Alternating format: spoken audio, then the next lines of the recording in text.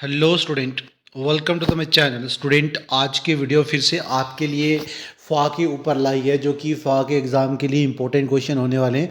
Video को पूरा देखने के लिए वीडियो के एंड तक बने रहें। तो आज की वीडियो का पहला क्वेश्चन अकाउंटेंसी बेस्ड है। कह रहे हैं when any entry is made on both side of the cash book is called. ठीक है, जब कोई एंट्री दोनों तरफ कैश बुक के लिखी जाएगी, ठीक है, तो उसे क्या बोलेंगे? Journal, double entry, compound entry या कंट्रा एंट्री? जल्दी से कमेंट करने की कोशिश करें इसका आंसर।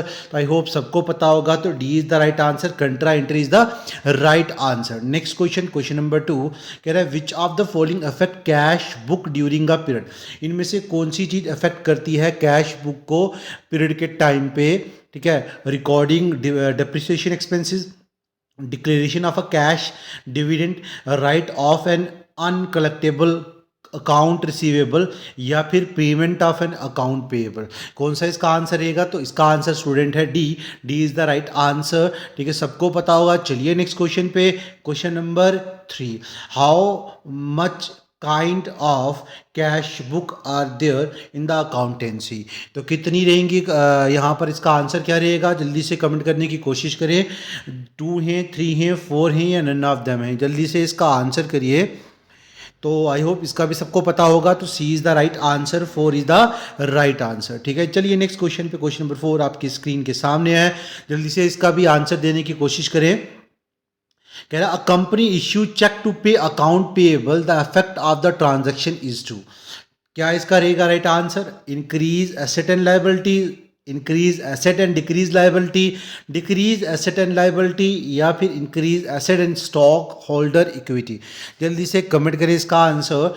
तो स्टूडेंट, इसका जो राइट आंसर है वो है सी, डिक्रीज एसेट एंड लायबिलिटी। चलिए नेक्स्ट क्वेश्चन पे, नेक्स्ट क्वेश्चन है क्वेश्चन नंबर 5। कह रहा है a check received and paid into the bank on the same date is recorded in the। तो क्या इसका राइट आंसर रहेगा? ए, बी, सी या डी? ए है bank column of the cash book, B है cash column of the cash book, C है both cash and bank column of the cash book, D है none of the above. जल्दी से इसका answer करने की कोशिश करिए। आई होप सबको पता होगा। A is the right answer, bank column of the cash book is the right answer. Next question, question number 6 बिल्कुल सामने है। जल्दी से इसका आंसर देने की कोशिश करिए। कह रहा है कि the transaction will be treated as a contra entry when. Transaction को कंट्रा एंट्री कब कहते हैं? जब कैश विड्रू किया जाता है from the bank for personal use, check received किया जाता है for the customer and deposit किया जाता है, या फिर कैश ड्रू किया जाएगा from the bank for office use, या नन ऑफ द अबो इसका आंसर रहेगा। जल्दी से कमेंट करें 6 क्वेश्चन का आंसर।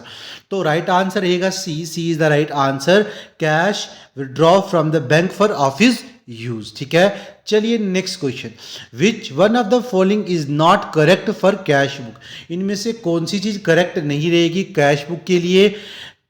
क्या वो ए है it is a dual book, it is a generalized ledger, या फिर इट रिकॉर्ड लाइबिलिटीज, या फिर डबल पर्पस बुक? जल्दी से इसका आंसर करने की कोशिश करें।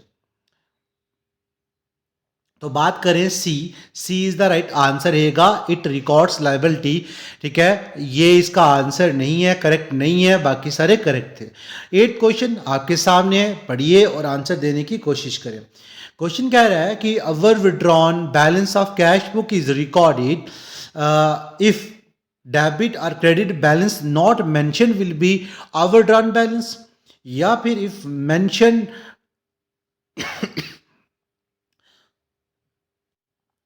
overdraft balance then will be debited on debit side of a cash book, या फिर is credited if the balance is mentioned as an overdrawn balance, या none of the above? जल्दी से कमेंट करें इसका answer.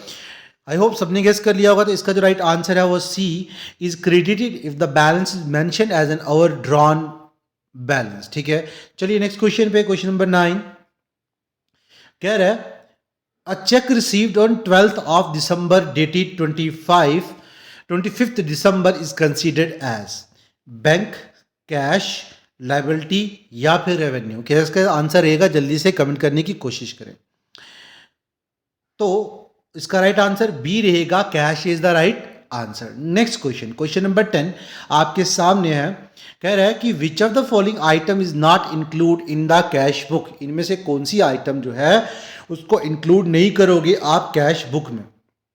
Purchase of ₹10,000, sales of ₹5,000, या फिर received cash for Salman ₹2,000, या फिर credit sale of ₹22,000।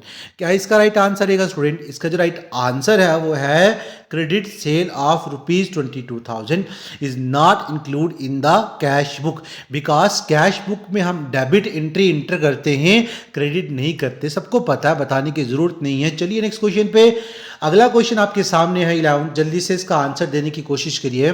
The most common impressed system is the dash system, ठीक है। इम्प्रेस्ड सिस्टम कौन सा सिस्टम है, जल्दी से बताइए। पेटी cash, cash book, cash receipt या डिस्काउंट? सबको पता है इम्प्रेस्ड सिस्टम ना पेटी कैश के अंदर ही आता है, तो A is the right answer. चलिए नेक्स्ट क्वेश्चन पे, business is said to be in a profit, business profit में कब होगा? जब एक्सपेंडिचर खर्च ज्यादा होगा और इनकम कम होगी, या फिर इनकम ज़्यादा होगा एक्सपेंडिचर कम होगा, खर्च कम होगा, या फिर इनकम एक्सीड करेगी लाइबिलिटी से, लाइबिलिटी कम होगी और इनकम ज़्यादा होगी, या फिर एसेट एक्सीड करेंगे एक्सपेंडिचर से। जल्दी से कमेंट करें, इसका आंसर सबको पता होगा, बहुत ईजी क्वेश्चन है। तो इसका राइट आंसर बी है, जब इनकम ज़्यादा होगी आपकी एक्सपेंडिचर से, तब जो आपका बैलेंस रहता है, तब आपका बिजनेस किस में रहेगा? प्रॉफिट में रहेगा। नेक्स्ट 13th क्वेश्चन आपके सामने है, इसका आंसर देने की कोशिश करिए। जल्दी से देखते हैं क्या राइट आंसर रहता है आपकी तरफ से। कह रहा है as per the accounting double entry system when expenses increase, जब एक्सपेंसेस बढ़ेंगे तो it is no need to show an accounting record, हमें कोई ज़रूरत नहीं उसे अकाउंटिंग रिकॉर्ड में शो करने की, या क्रेडिट या डेबिटेड करेंगे या बोथ बी एंड सी करेंगे, ठीक है। जब एक्सपेंसेस बढ़ते हैं, जब एक्सपेंसेस बढ़ते हैं, ठीक है, तो उसे डेबिटेड कहते हैं, याद रखना, ठीक है। जब एसेट और एक्सपेंसेस बढ़ते हैं तो डेबिट किया जाता है, तो डेबिटेड आएगा, B is the right, C is the right answer. Sorry, question number 14 आपके सामने है, जल्दी से इसका आंसर देने की कोशिश करिए। कह रहा है कि what does the term credit mean in business, credit का क्या मतलब है बिजनेस में? Agreement between a lender and a borrower, या फिर revenue a business earn from selling its goods, या फिर cost of operation that a company incurs to generate revenue, या फिर on the expectation to provide future benefit. तो क्या इसका right answer रहेगा 14 का? तो सबको पता होना चाहिए, A is the right answer. चलिए नेक्स्ट क्वेश्चन पे, question number 15। Question number 15 student क्या कह रहा है कि when a liability is decrease, जब आपकी लायबिलिटी डिक्रीज होगी और रिड्यूस होगी, it is registered on the, कहाँ लिखेंगे? डेबिट साइड और left side of the account, credit side और the right side of the account, या फिर डेबिट साइड और right side of the account, या फिर क्रेडिट साइड और the left side of the account? बहुत इजी क्वेश्चन है, जल्दी से कमेंट करें, इसका आंसर सबको पता होगा, A is the right answer. Debited side या फिर left side of the account पे इस एंट्री को रजिस्टर किया जाएगा। लास्ट क्वेश्चन अकाउंटेंसी का, इसके बाद जीएस स्टार्ट करते हैं। तो कह रहा है कि when there is an increase in capital, जब आपका कैपिटल इंक्रीज करेगा by an amount, it is registered on the, capital बढ़ेगा तो कहाँ रजिस्टर करोगे? Credit are right side of the account, debited are the left side of the account, credit are the left side of the account, या फिर debited are the right side of the account? जल्दी से comment करें इसका answer. ये भी बहुत easy है, A is the right answer. Credit करेंगे और क्रेडिट साइड कौन सी होती है? राइट साइड, ठीक है। चलिए जीएस का पहला क्वेश्चन आपके सामने है, कह रहा है due to which of the following factor does Pune receive much lesser rainfall as compared to Mumbai? Mumbai में कह रहा है बारिशें ज़्यादा होती है और पुणे में कम, किस कारण की वजह से? It is locate on the leeward side of the western Ghat, it is locate on the windward side of the western Ghat, या कंटिनेंटलिटी या डिस्टेंस फ्रॉम द सी? क्या इसका राइट आंसर रहेगा? तो राइट आंसर आपके पास ए, लोकेट कहाँ करता है? Levered side. ये पहाड़ आया तो जो इसके सामने वाला एरिया ना, जहाँ से हवाएं आ रही होंगी, उसको विंडवर्ड साइड कहते हैं। पहाड़ के सामने जहाँ से एयर आएंगी उसको विंडवर्ड साइड कहते हैं। और मुंबई उस साइड था तो बारिशें ज़्यादा होंगी। तो इसके बैक साइड को, ये जो मैं बना रहा हूँ ना, इस साइड को लीवर्ड साइड कहते हैं, और पुणे लीवर्ड साइड में तभी बारिशें क्या हो रही हैं, कम हो रही हैं। तो A is the right answer. Next question, in which month the transition season change from hot rainy season two dry winter season. ठीक है, कौन से मंथ में रहता है, दिसंबर टू फेब, या फिर Feb to March, June to July, या अक्टूबर टू नवंबर।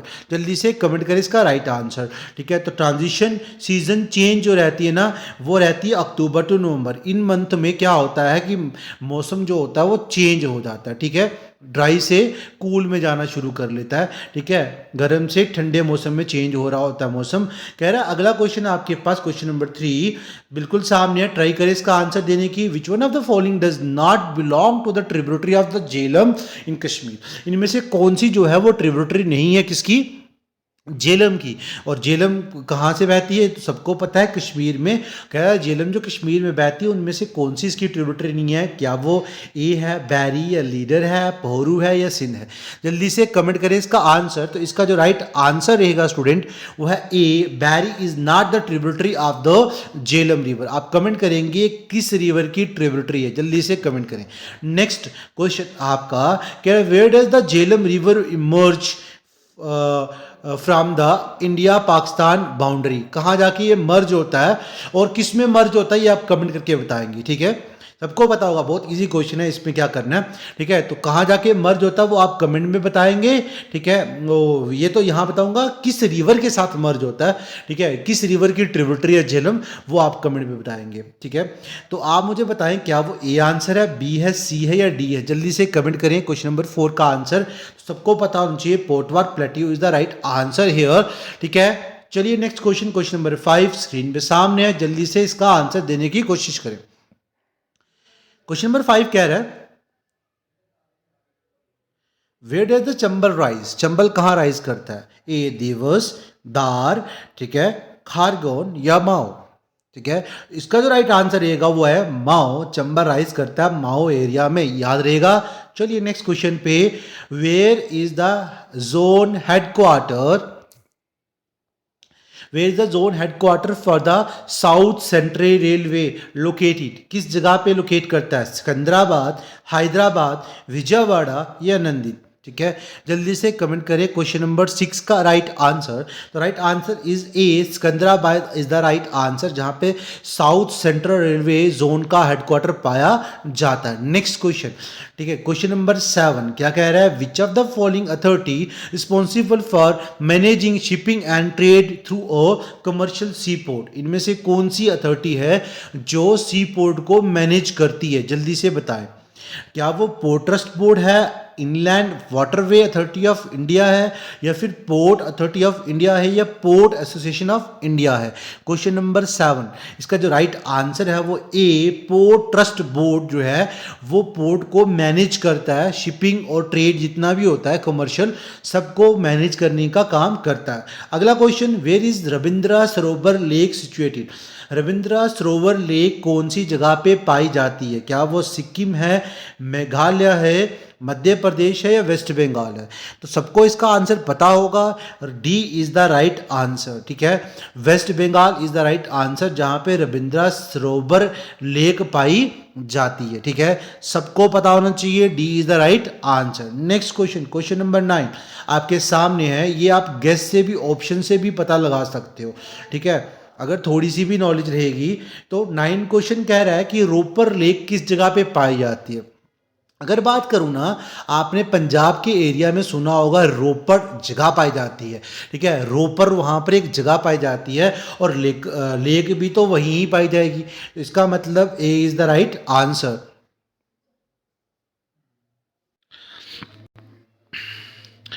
तो हमारा नेक्स्ट क्वेश्चन है, क्वेश्चन नंबर 10 कह रहा है which lake is found by asteroid collision. Asteroid टकराने की वजह से कौन सी लेक बनी थी, वेम्बनाड, लोनर, लोकतक, या फिर रूपकुंड। जल्दी से इसका आंसर देने की कोशिश करें। तो इसका जो आंसर है स्टूडेंट वो है B, loner is the right answer. आपके लिए है कि कमेंट करेंगे कि वो कौन सी स्टेट में पाई जाती है लोनर लेक। ठीक है, याद रखें। चलिए नेक्स्ट क्वेश्चन पे, question number 11, which one of the following form the boundary between Nepal and Kumaon. इनमें से कौन सी चीज़ जो है वो बॉर्डर बनाती है नेपाल और कुमाऊं के बीच में। क्या वो चंबल रिवर है, दामोदर है, गागरा है या काली है। जल्दी से कमेंट करें क्वेश्चन नंबर 11 का। तो क्वेश्चन नंबर 11 का जो राइट आंसर है वो है काली रिवर। काली इन दोनों के बीच में बॉर्डर बनाती है, ठीक है।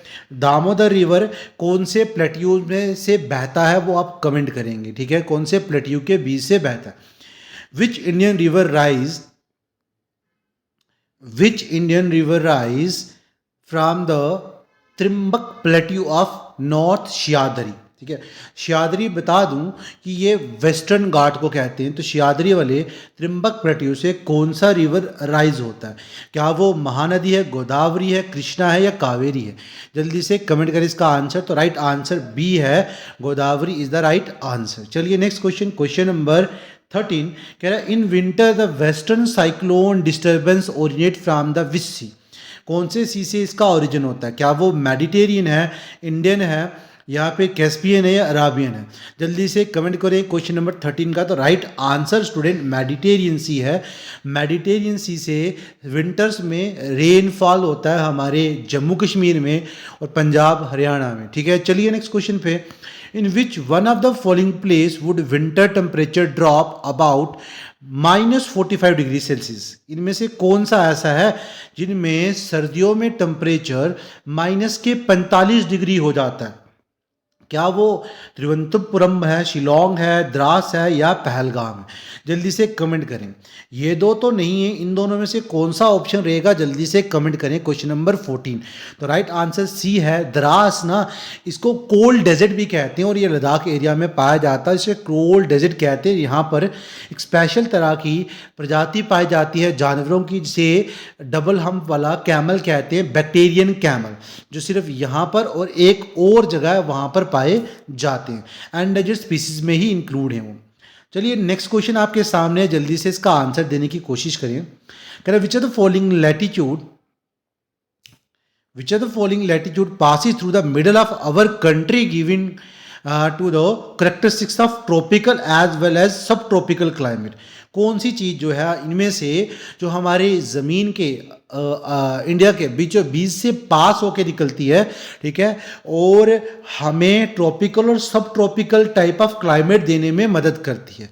वो कौन सी है जल्दी से कमेंट करें आप। क्या वो Tropic of Capricorn, Tropic of Cancer या इक्वेटर या फिर 82 डिग्री 30 मिनट नॉर्थ है। जल्दी से कमेंट करें क्वेश्चन नंबर 15 का, बहुत इजी क्वेश्चन है। तो इसका राइट आंसर बी है, Tropic of Cancer. Tropic of Cancer कुल 8 स्टेट से पास होकर निकलता है, ठीक है। तो याद रखें जो लाइन ये वाली बीच वाली है ये इक्वेटर है, इसके ऊपर वाली ट्रॉपिक ऑफ कैंसर और नीचे वाली ट्रॉपिक ऑफ कैप्रिकॉर्न पाई जाती है। नेक्स्ट क्वेश्चन, लास्ट क्वेश्चन आज की वीडियो का, कह रहा है कि the Indian subcontinent experiences comparatively milder winter as compared to Central Asia।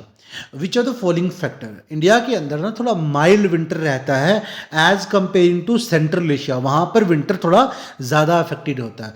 किस वजह से।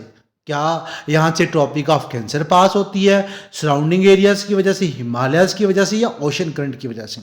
जल्दी से कमेंट करें इसका आंसर। तो ज़्यादातर बच्चे इसके साथ जाने की कोशिश करेंगे मगर ये नहीं इसका आंसर है, इसका आंसर है हिमालय। अब कैसे है, क्योंकि हिमालय ना एक बैरियर का काम कर लेता है जो उधर से हवाओं को इंडिया में नहीं आने देता, ठीक है, जिस वजह से यहाँ पर ज़्यादा ठंडी हवाएं यहाँ नहीं पहुँच पाती, तो विंटर इतना कोल्ड नहीं हो सकता। क्लियर। तो आज की वीडियो में इतने ही, मिलते हैं नेक्स्ट वीडियो में। सपोर्ट करें चैनल को, सब्सक्राइब करें। Thank you for watching this video. मिलते हैं नेक्स्ट वीडियो में।